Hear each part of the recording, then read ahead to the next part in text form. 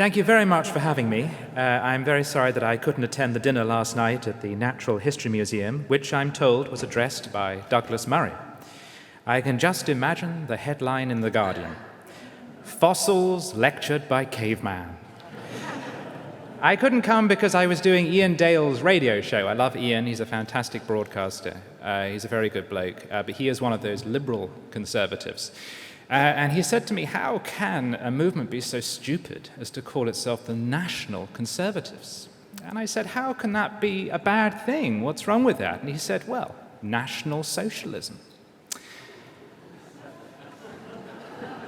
And I thought, apart from the fact that the term has been coined by an Israeli, apart from that important detail, if we are going to go to war on anything which dares put the word national in its name, we're also going to have to crack down fast on the National Trust, the NSPCC, and the National Health Service.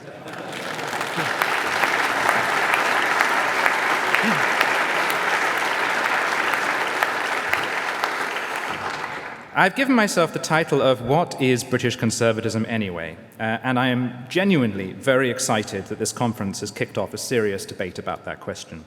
What I want to argue for today is nuance and generosity and a touch of hope.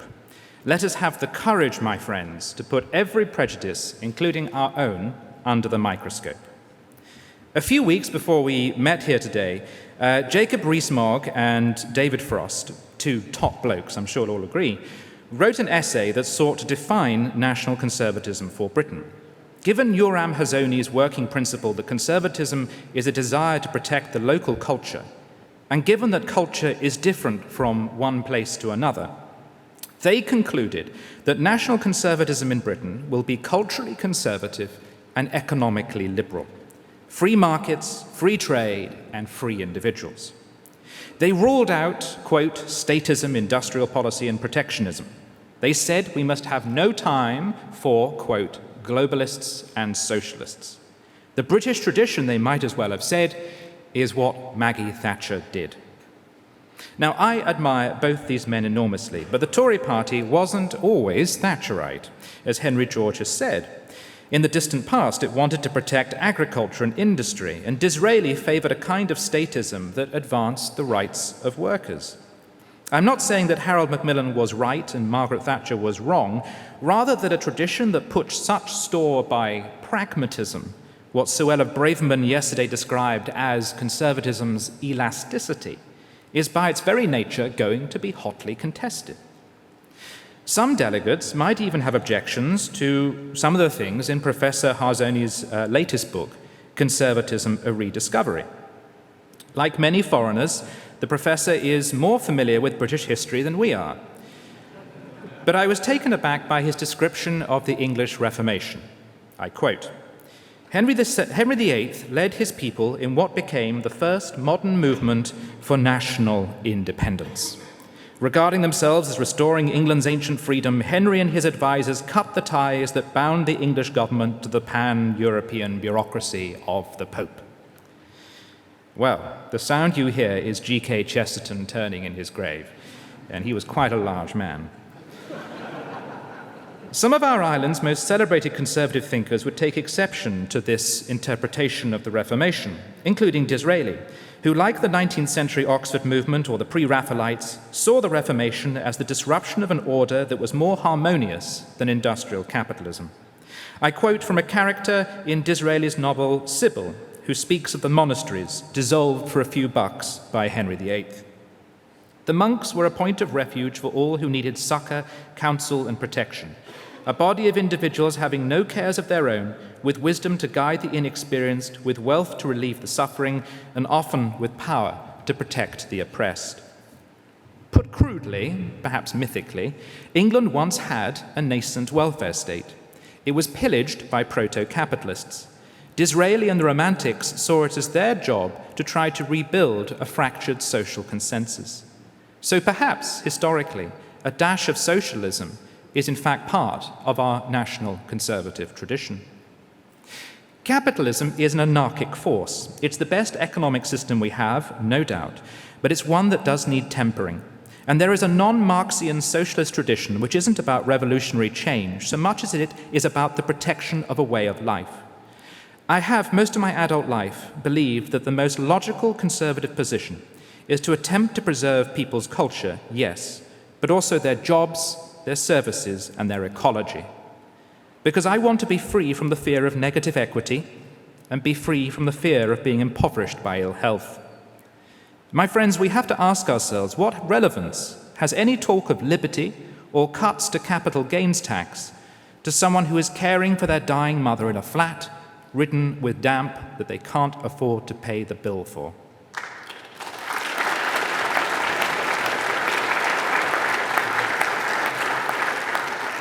If we want people to live like good conservatives, buying houses, raising families, volunteering and contributing to their society, we have to create the material conditions under which they can afford to do it.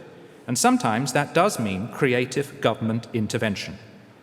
The fundamental paradox of Thatcherism is that the cultural vision it had for society was undermined by its radical economic program, which is why, to understand what conservatism is, I hope we look beyond Mrs. Thatcher.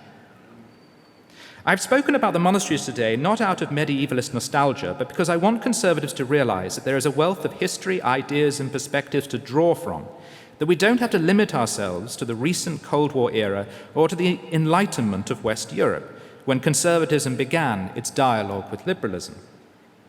You would imagine sometimes that Plato or Aristotle had nothing to teach us, or that these scholastic thinkers just sat around all day doodling in the margins of Bibles. Those who had the good fortune to visit the British Museum's brilliant Thomas Becket exhibition a couple of years ago discovered to their amazement that in the 12th century, England was part of a cosmopolitan empire that stretched from the Scottish border to the Pyrenees, that it traded with China, that there was a serious battle over political theory, and that the Catholic Church, its bishops drawn, by the way, from France and Italy, good example of immigration, was the defender of liberty, for there was at that point no Magna Carta to invoke. Those of us who are Catholics are patriotic, of course, but we are also, in a sense, globalists. One thing that troubles me about national conservatism is the premise that what might be right for one community of people might not be suitable for another. Yet I believe that all men are created in God's image, operating under the same divine law with the same universal rights. The rights of women or religious minorities or the unborn are not a question of cultural context.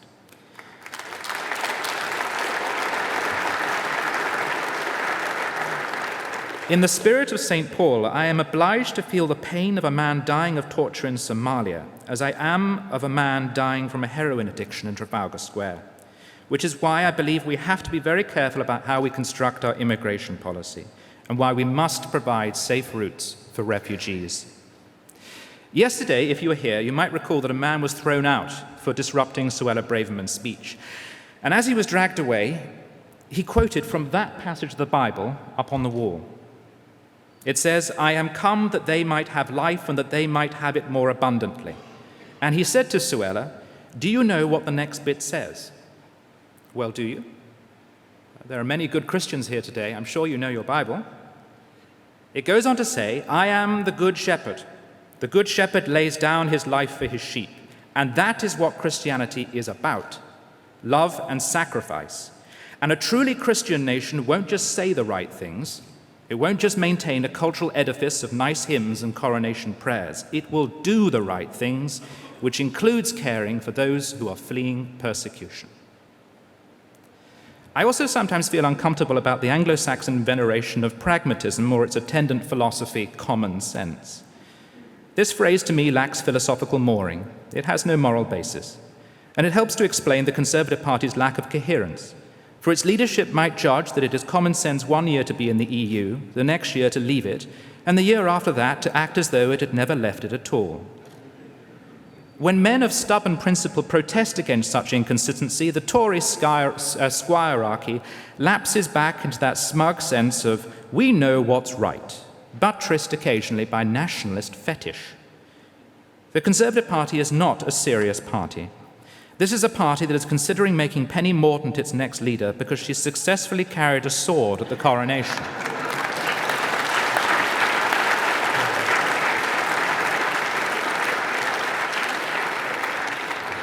I was once a scout, by the way, and we did that with flags all the time.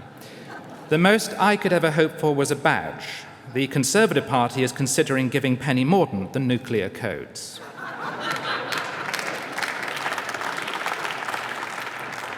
Don't get me wrong, I am not denying the incredible emotional pull of the coronation. On the contrary, I felt that emotional pull, sitting in the Abbey with an inspiring view of an ancient pillar. Ignoring the debates about music or the order of service, this coronation was a work of art. It was beautiful. And I mean beauty in the sense that it is an expression of that which is good and which is true. The legitimacy of the coronation rested in its age and its universality, for the coronation claims its origins in the kingdoms of ancient Israel. It bestows authority in the new king, yes, but it also binds him by oath to serve his people, for he himself is a servant to the King of Kings, Jesus Christ. At our first coronation, to be recorded in England in detail in 973, it is said that King Edgar doffed his crown and prostrated himself before the altar, an act of humility so profound that the Archbishop of Canterbury, St. Dunstan, when he saw it, wept tears of joy. If we're sadly missing one thing today from the debate in Britain, it is the mystical, the magical, and the transcendent. So many of our country's problems are, at root, spiritual. I am not saying that people aren't materially poor, quite the opposite. But the loss of the ability to conceive of God goes hand in hand with the failure to see God in each other, and thus to invest in our fellow citizens, to give them justice, and to create new life. That is why I have no interest in preserving a status quo which is obsessed purely with growth. The job of my kind of conservative is not simply to maintain the broken order that they have inherited, but to fix it.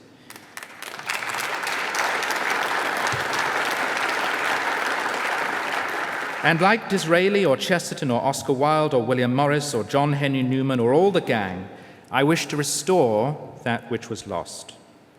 So, what is British conservatism anyway? You may feel I have failed to nail the jelly to the wall, but if I cannot narrow down my definition, let me close with a plea to expand it. Do not exclude socialists from your coalition. Do not fall into the trap of thinking that national interests can trump human rights and universal truths. Do not limit yourself to the modern age, but read the classics and explore the Abbey libraries.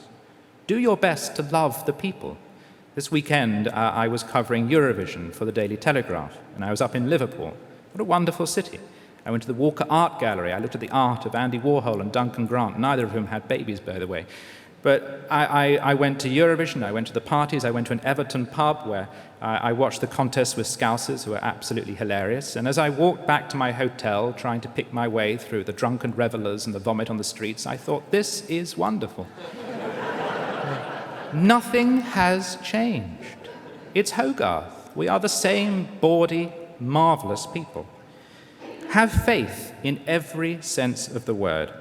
There is a regrettable miserablism in conservatism, and every generation says that it will be the last, and the battle is over, and the culture is lost. And then a queen dies, and not only is the funeral ceremony magnificent, but people queue for days to be part of it. For culture is not like precious glass that once broken is unfixable. Culture is like rich soil. If we plant seeds, cultivate and love them, the earth will spring forth a beautiful tree of life. Thank you.